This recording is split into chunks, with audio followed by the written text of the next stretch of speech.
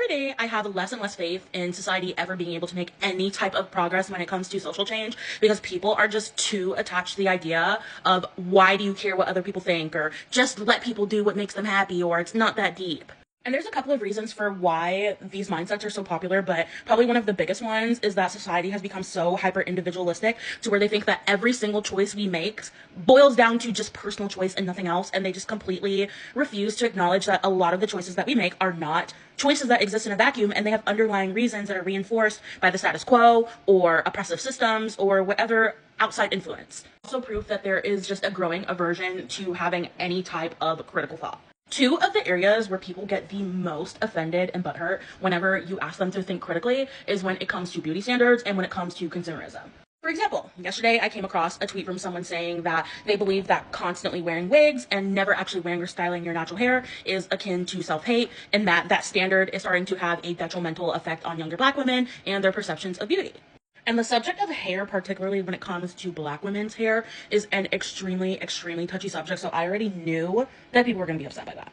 And I quoted it with my own personal experience, saying, as someone who does wear wigs like somewhat often, that I absolutely agree with that sentiment, and it's why I'm trying to move away from wearing wigs as much this year. I mean, if you follow me, you know that I wear my natural hair out like somewhat regularly, but I'm trying to be more intentional about wearing out my natural hair versus wearing wigs all the time, because it literally starts getting to a point, which if you are a heavy wig wearer, you will probably relate to this, where it gets to a point where you literally feel like you cannot leave the house or be seen without wearing a wig. And one of the examples I use is how I will see people literally put on a wig to go to the gym.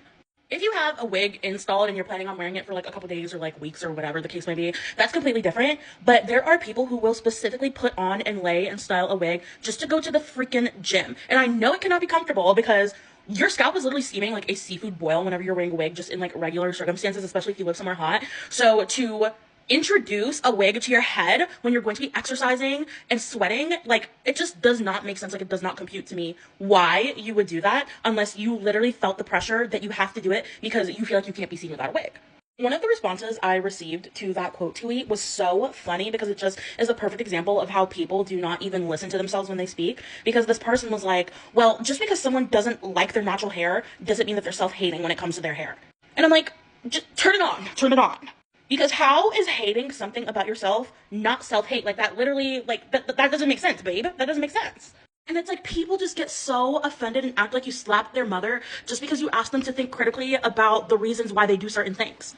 And there's absolutely 100% valid reasons for why Black women feel the need to wear wigs all the time. So it's not like pointing the finger and saying you're a bad person because you wear wigs, or you're a bad person because you feel the obligation to wear it. Like, that, you're not a bad person because there's reasons why we feel that way, right? But how are we ever going to release ourselves from oppressive beauty standards whenever anytime someone tries to have a deeper conversation about the topic, it is just immediately shut down because people do not want to challenge their own beliefs? A very common reason why Black women do wear wigs a lot, especially myself, like I relate to this a lot, is because it can be a lot of work to style natural hair.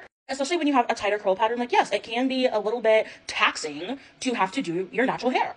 But also, one of the reasons why we feel like it is so hard to do our natural hair and it's so unmanageable is because of beauty standards telling us that our hair is unmanageable and not desirable in comparison to people of other races who have different hair types.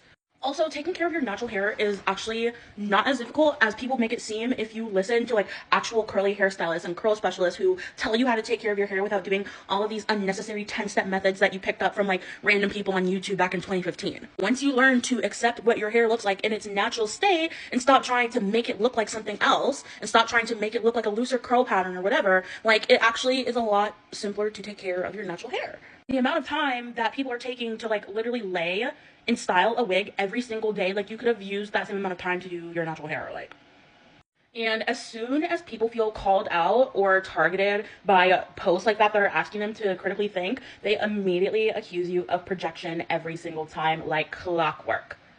Or let's move on to the next example with consumerism. I actually have another page where I talk about and review fragrances and skincare, and I made a video talking about how the fragrance community has a problem when it comes to overconsumption and shopping addiction, and the way people just got so angry at me for pointing out the obvious. Like, it's not like I was bringing up all of these new points. Like, it's stuff that's literally been said before for years and years and years, but people were just acting like I am just this terrible person who is so judgmental and projecting my issues onto everyone else just because I asked people to think critically. I ask people to look inward and ask themselves why their source of happiness is derived from spending thousands and thousands of dollars on fragrances that they probably are not going to use regularly, if at all, and people are rioting. And overconsumption is not good for you individually as a person. It's not good for your mental health as much as people choose to ignore it. It is not good for your mental health. It's not. Even if you have the money to spend thousands of dollars every year or every month or whatever, even if you have that money, it still doesn't mean that it's healthy to overconsume and impulsively shop. But beyond those things just being bad for you personally, overconsumption is extremely bad for the environment and bad for everyone around us. It also exploits people in other countries and exploits underpaid workers. So no, this is not just an issue that people are attacking you because of your personal choices. No, it affects the people around you as well. We do need to have accountability for our choices and look at our choices and ask ourselves whether or not these perceived personal freedoms that we cling so hard to are worth compromising the collective well-being. Used to be complicit in oppressive systems that are going to continue oppressing not only me, but the people around me and the people for generations to come. I refuse to sit there and let societal pressure continue to crush myself and others. Introspection and asking yourself tough questions is not going to be easy. Change is very uncomfortable, but it is necessary.